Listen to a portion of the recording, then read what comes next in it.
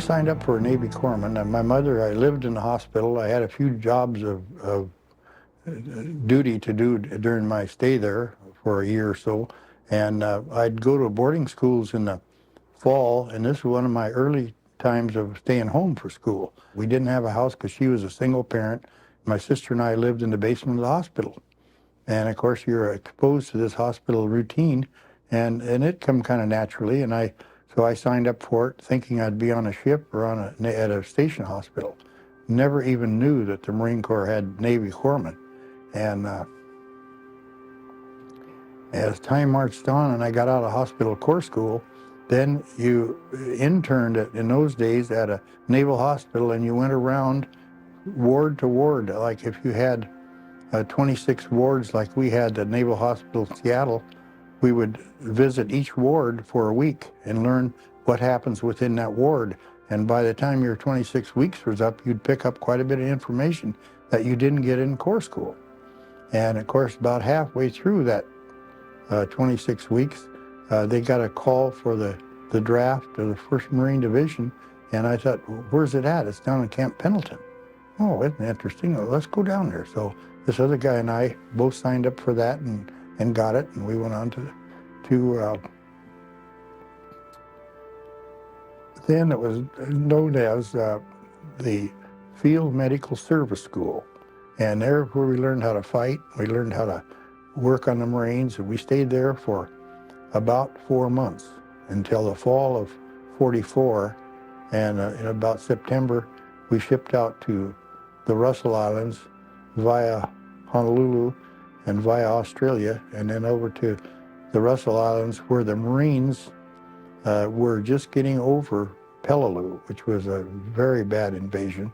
And I was on the standby list to be on Peleliu, but they didn't need me, so I didn't get on there. And then I got assigned to this G Company, 2nd Battalion, 5th Regiment. These guys were really extremely good soldiers. They were very good. They trained us in small arms so that we knew how to handle the weapons.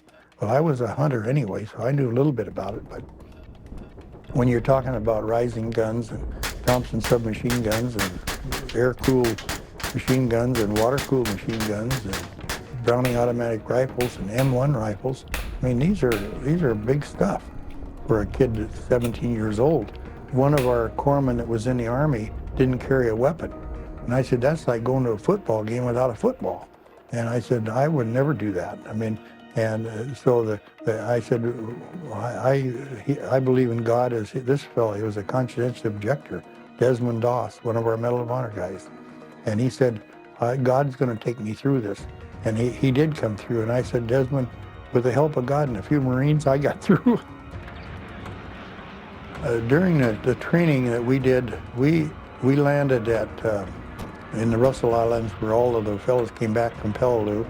Then they continued to do a little bit more work, and then we went over to Guadalcanal and did landings and re-landings and do it every day until you get it right. And we knew we were going someplace, but we didn't know where. Then we got on a LST with 500 Marines and 113 a complement of men on this ship for a ship's company, and I was part of the 500. And then my job was to keep water in the Lister bags during this trip that we thought was going to be about 2 or 3 weeks. It ended up 7 weeks.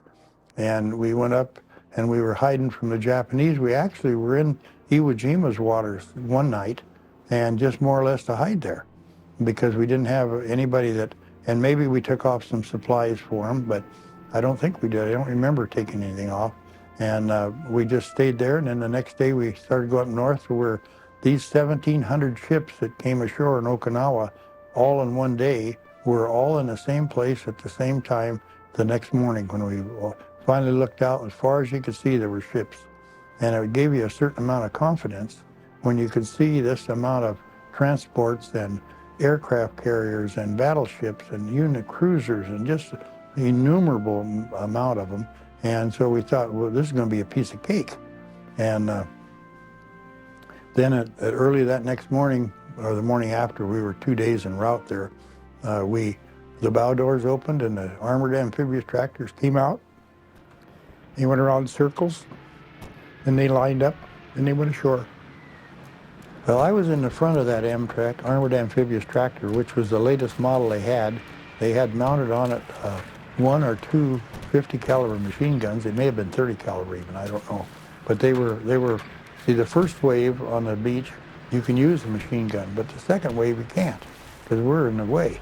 So we were on the first wave, and we went around circles, and we finally got lined up. And Tom Brokaw asked me when he did a chapter on me and his greatest generation, he said, what were you thinking about coming ashore? And I said, well, I was looking to my right, and I looked to my left because I was in the bow of the tractor, because this tractor opens up in the stern. So I'd be the last guy out. And I noticed that the squad leader was right next to me, and I said, whatever his name was, I said, you know, if you look down there, you notice that we're 3 boat lengths ahead of everybody in this place. Now, we don't want to be the first ones there. And so he went over and told the coxswain, and I watched him. He grabbed a hold of that tail, he pulled her back and slowed it down to where we lined up. So then we were going together. He was just so excited. He was going to go as fast as he could to get rid of these people and get back and get some more. We went ashore just north of Bolo Point on Okinawa, and our plan was to hit this seawall and use ladders to get up over the wall. But what we didn't know was that the 16-inch guns on the New Jersey had leveled the wall. So there was no wall. And I went back there, 50 years later and took a look at that. And my God, how we ever got up that hill, I don't ever know. But you see, the hill wasn't there. Now it's back there again, and there's houses on it, and it's beautiful. And it's just a community right where we actually did the landing. And there wasn't a soul there during that period. And when we hit the beach, you would expect to have all kinds of hazards. And we expected to have it. We were totally expendable, the entire division. And there was another division behind us going to go in there and take that thing. But one way or the other, they were going to get it. And so we got on the beach, and there wasn't a soul there, not a soul. We actually hit that island, Yantan airfields on the north end of Okinawa, and the Japanese hadn't got in their airplanes yet. They thought we were coming in someplace else. And I don't know what they were thinking about, but that made it pretty comfortable for us for about 2 weeks. We had periodic fighting, and we lost periodic people, but we knew where the lines were, and we knew what the enemy was, and we knew how ferocious he was. We knew how expendable we were, and everybody they kept their cool, and they kept fighting, and they just did a beautiful job. I think on Okinawa, we lost 13,000 Marines, and it's the only battle in history of where the Marine Corps lost less than the Navy did.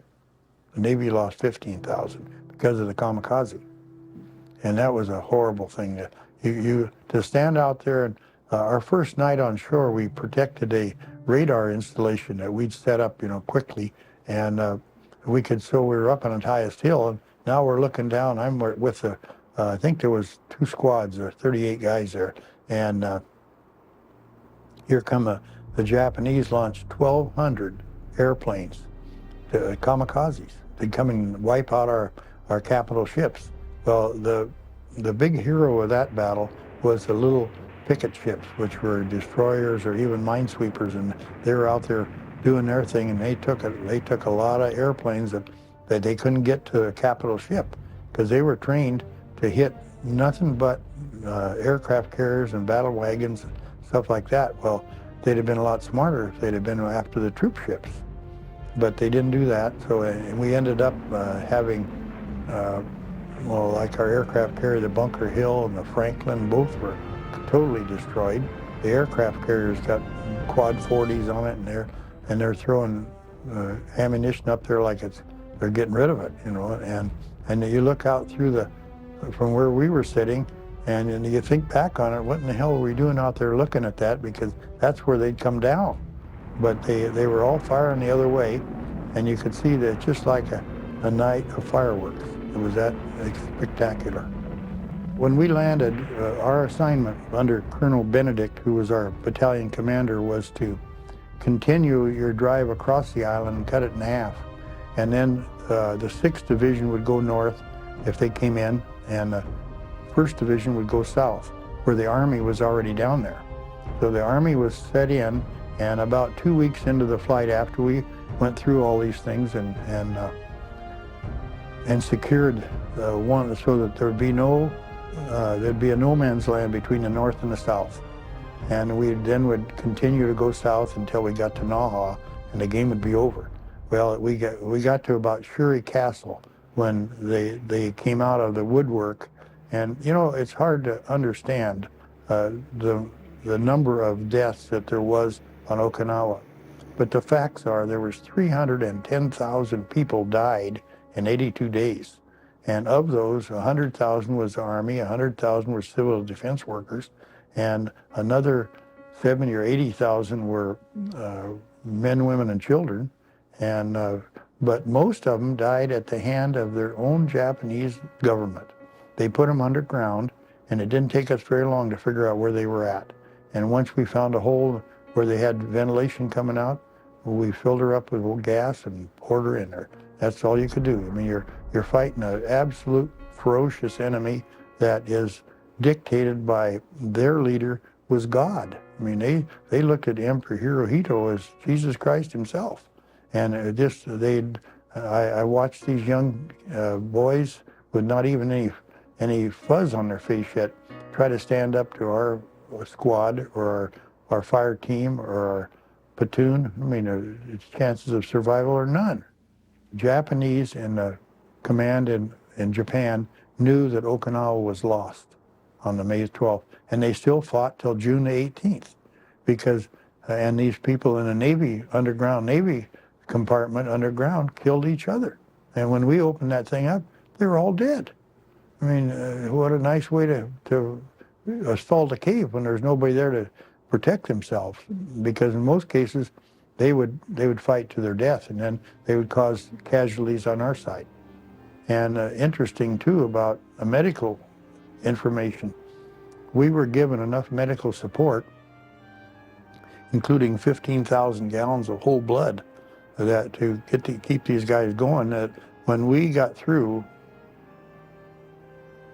94% of all those wounded were saved.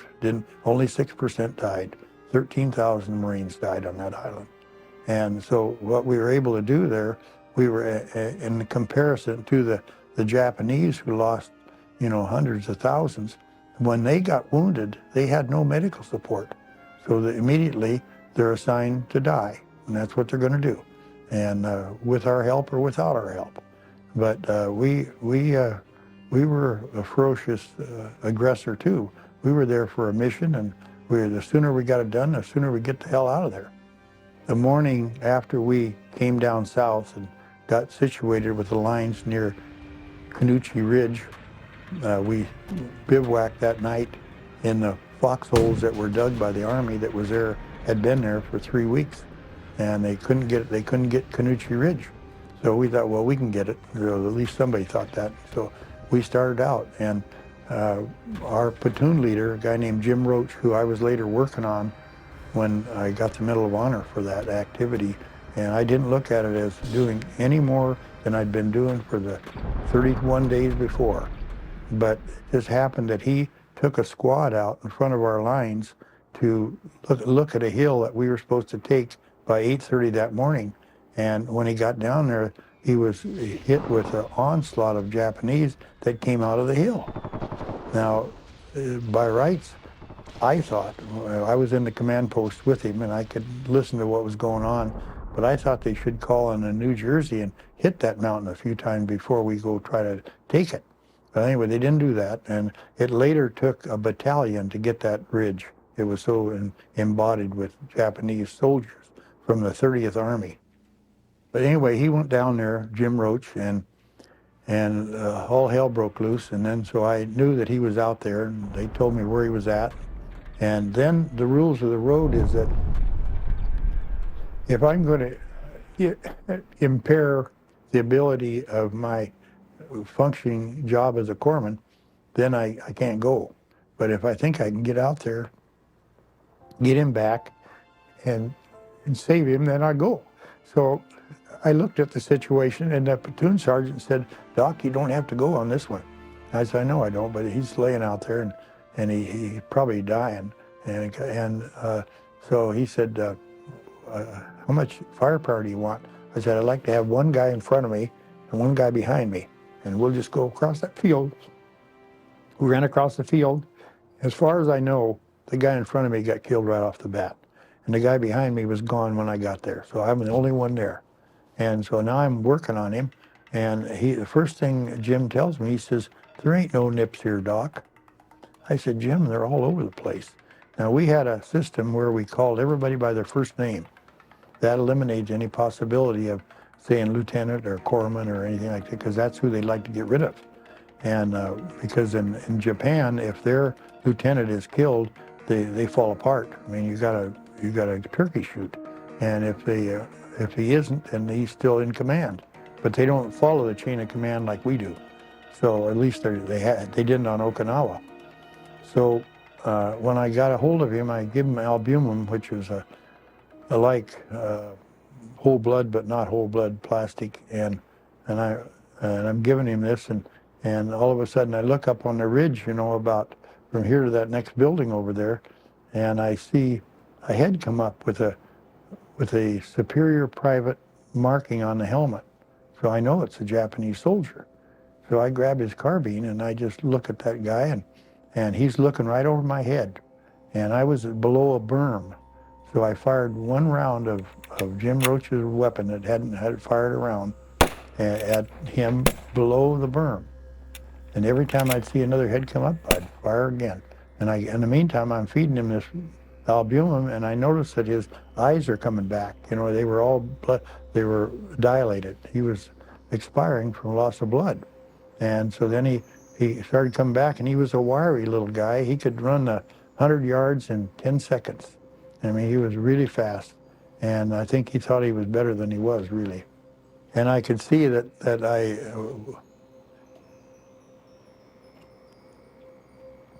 had made the right decision to go out there and help him. So which I did most of the time anyway. But and it's right if you get by with it. It's wrong, I guess, if you don't get by with it. Well, one of those Japanese up on that little ridge when Jim got enough in him to stand up, which he did do, and headed back for the lines. And there was a guy named Cass, C-A-S-S, standing, had come up. He was part of that group that went out with Jim. And I said, "Cass, you take Jim back, and I'll stay here." So just before he grabbed Jim and they started back, and here come a hand grenade down. Well, I threw my hand up like that, and it took out this eye and just tore me up goodly. And then I turned around, and another one went off my butt. And a third one went off on my side. I had 3 hand grenades in me. And by that time, I'm really mad. So I took his carbine, and I had used my .45 already. It was all empty. And I threw it away, and I took the carbine, and I was concerned about how many rounds I had left in it, because I'm sitting there fighting for quite a long time. And then I could see that I wasn't going to gain any ground. And if I turned my back on him, I'm going to be dead. So I took an M1 that was laying on a fallen Marine, and it had 8 rounds in it, and I went right up the hill after him.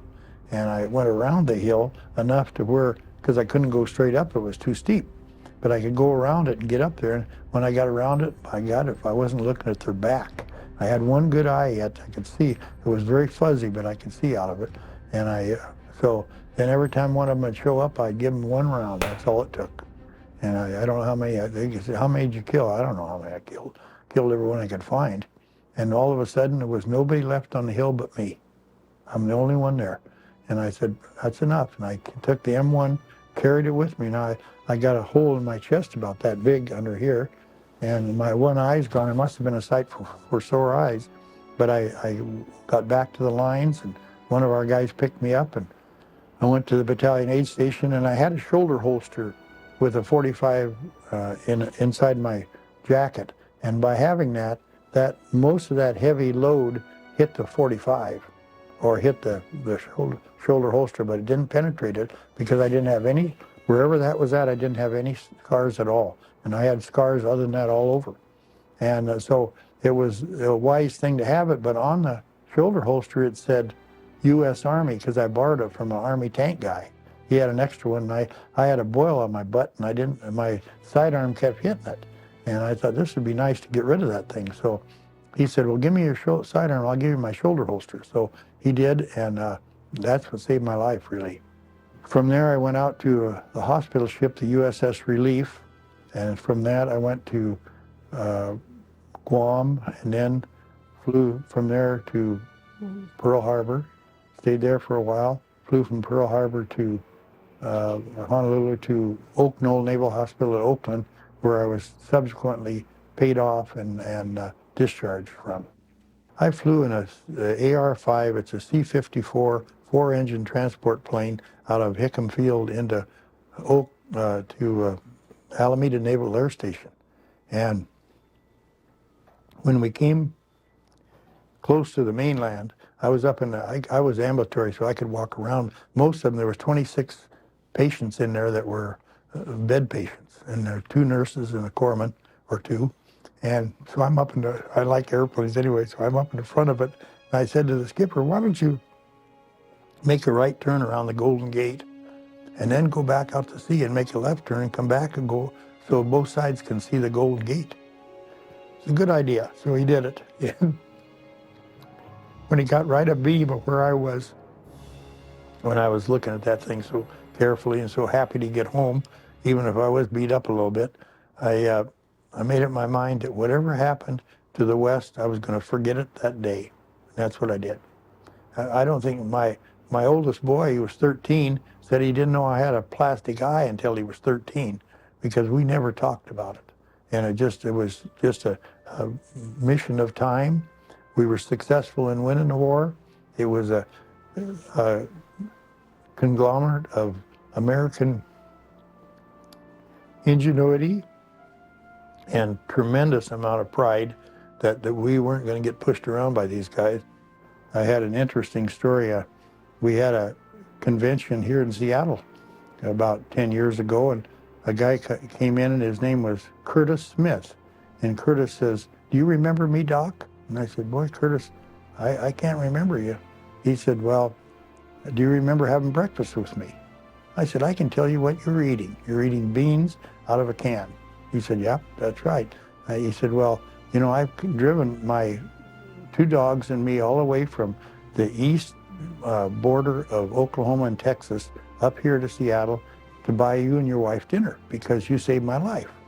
And I kind of shrugged it off. He said, well, let me tell you what happened. He said, we're standing alongside this pig pen, and you said, well, I'll eat with you. So you took out your rations, and I was eating these beans, and we're standing up, and you were looking over away from the lines, looking over my shoulder, and you saw this Corsair coming in with a 500-pound bomb on his starboard wing, and it came loose. And he was firing all 6 of his machine guns, so I knew damn good and well he couldn't be doing that in bombing too. And that bomb looked like to me, that wasn't going to go down there where it's supposed to, it's going to go right here. So he said, then you hit me so hard that I thought, I wonder what I did to that guy. And down I went. And he said, you were on top of me. And he said, then the bomb went off. And we couldn't hear for a couple of days, but this wall was just relatively close to where that 500-pounder went off. It had killed both of us. But we were inside the tent, in the pig pen, wall about that thick out of a variety of building materials that they used over there. And at that point in time, he got up and shook himself off, and I did, and we went back to work. There's so many people interested in that era of activity now because it's a long time ago. You know, most of the people on the earth today weren't even born then. And we're losing well, at our cemetery in Riverside, California, we're burying 40 a day, and they're losing 2,000 a day nationwide now. And see, that'll continue to get bigger and bigger because there was 15 million in arms. That's a lot of people. But I think that the Medal of Honor was a distinct honor for me to wear it all these years, and it's been a wonderful opportunity. I met every president since Franklin Roosevelt, And I went to every inauguration. I've taken all my children, all my 9 grandchildren. I didn't really feel I deserved it. I was just doing what I was getting paid to do. But when they gave it to me, then I thought, well, I'm the custodian now. So I'll do it justice in the next few years, and I'll go when they call me to talk at a school, I'll do that, and I've done it hundreds and hundreds of times. I feel respectful of what I did. We had a mission, we were trained to do it, we did it, and we came home.